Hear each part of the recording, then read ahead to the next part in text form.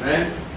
Isso realmente é coisa que tem que se discutir internamente, seja no município, seja no Estado, ou então até dentro da direção nacional do partido. Mas o partido como um todo podia pegar essa bandeira, que os jornais estão a nosso favor aí, ó. Tudo que o jornal publica a vergonheira que está aí, agora já deu o 6º ministro aí para cair, já falou que não cai, mas o outro falou que não cai e cai também. E chega num ponto que o presidente tem que falar com ele lá, olha aqui, você tem que dar um jeito, sai, porque senão tem que tirar. Você está desmoralizando. Então, eu vim para o PSDB porque achei que depois de 10 anos ou mais afastado da política, e já sem ligação partidária, vim para cá, estou excluída, porque os homens do PSD sempre me atraíram e eu prestigiei.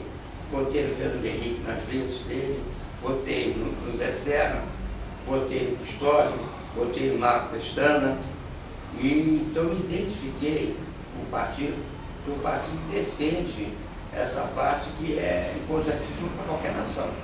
Para qualquer nação. É só o que eu queria dizer para principiar também um pouco. Não, esse problema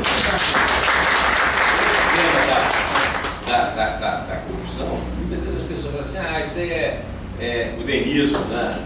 Não tem nada a ver, não. Tem que fazer campanha direta contra a corrupção. Mas o problema todo é o seguinte, se você fizer a campanha só contra a corrupção, você pode, vamos supor, ser eleito, Aécio ou o próprio Fernando Henrique volta lá para o Palácio do Planalto.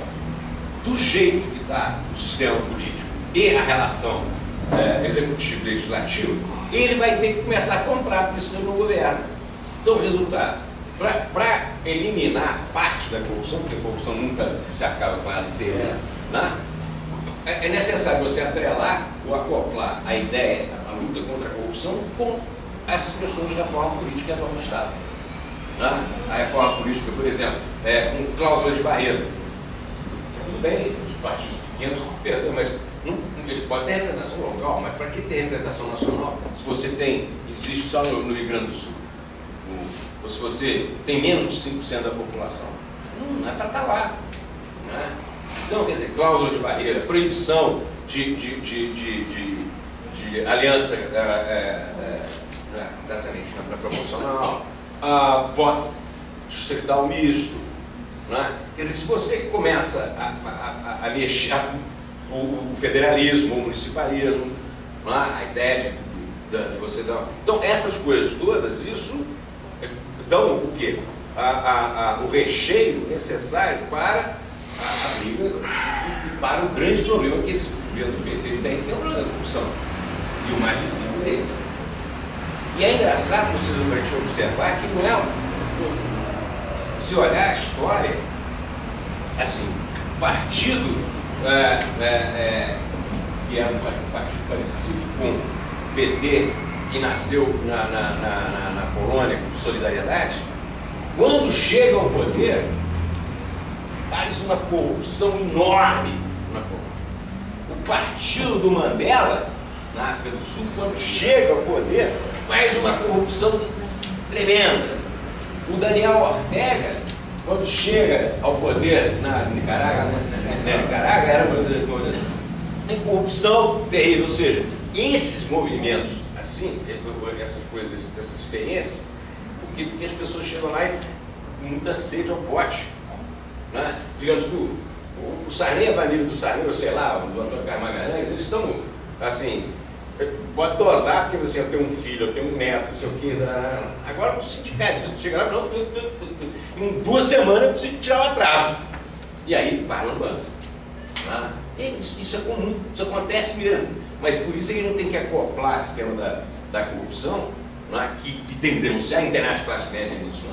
Né? E se tiver qual problema, porque a classe média também tem voto e é gente. Né? Agora, mas também ver quais são os instrumentos que nós podemos propor para o quê? Que não a eliminação, mas a diminuição do potencial de corrupção que existe no sistema político brasileiro. E a reforma. Agora eu vou, do Sérgio, do Rocha Júnior, passar a palavra ao presidente para encerrar a sessão devido a... Última aqui, encerra. Eu gostaria de fazer um comentário e uma pergunta. O comentário é sobre...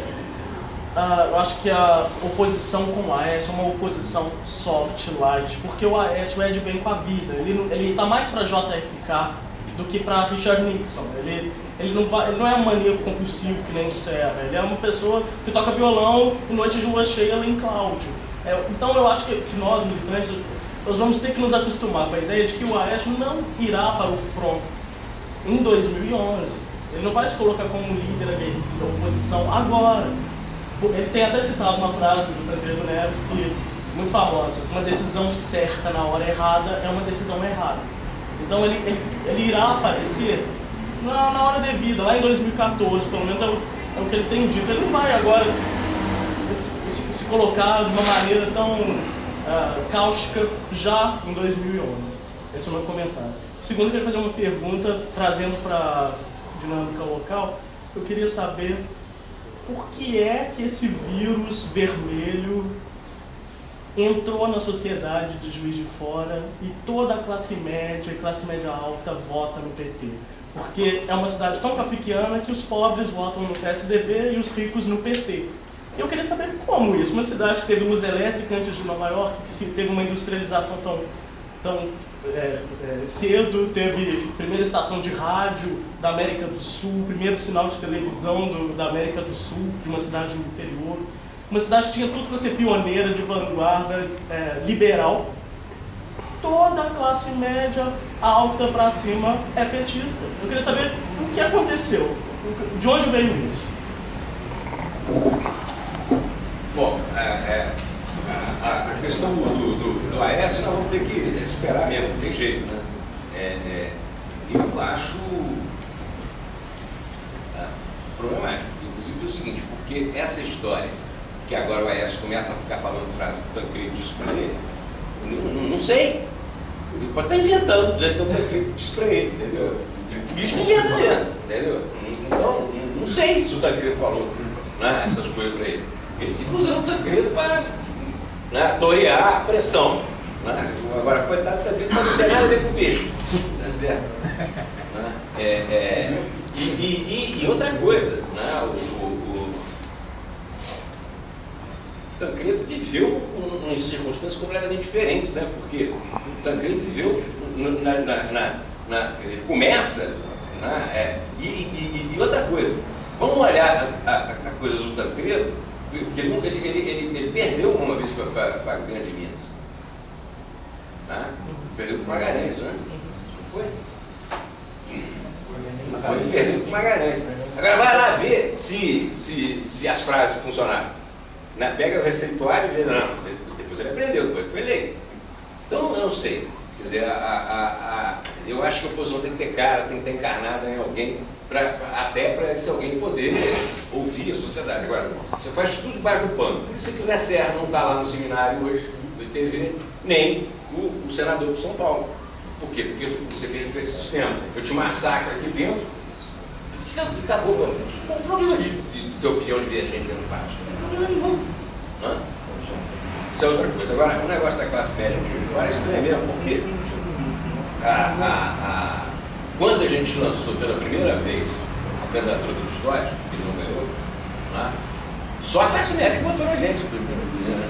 Inclusive, o centro, Bom Pastor, São Mateus, a votação não era eletrônica, então a gente ficava na frente, contando aquilo ali. E os primeiros votos que contavam eram os votos do centro, São Mateus, dessa região aqui. E o Custódio ficava na frente durante 4, 5 dias. Aí todo mundo, o que é isso? Não é possível, não sei o quê. Aí depois abriu o voto da periferia, o Beijão veio e caiu tudo. Né? Bom, e outra coisa, todo mundo acha que o Beijão ganhou do Custódio. Não é verdade, o Murilo ficou em segundo lugar. Mas todo mundo achava que ele ganhou do Custódio. O Murilo sumiu, ficou no sanduíche, né? Ficou no sanduíche, no meio do sanduíche, perdeu. Bom,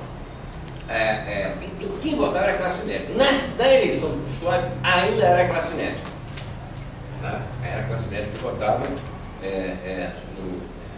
Custódio. Nessa eleição é que a coisa mudou. E mudou por quê? Primeiro é o seguinte, o discurso petista é um discurso cerrado, né? Eles batem as coisas o tempo todo.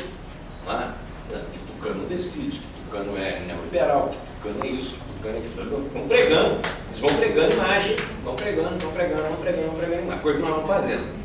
Né? Coisa que o PSDB do Tucano não faz com os outros. Né? E depois o seguinte, porque a classe média em Juiz de Fora hoje vive muito melhor do que antes. Vive muito melhor.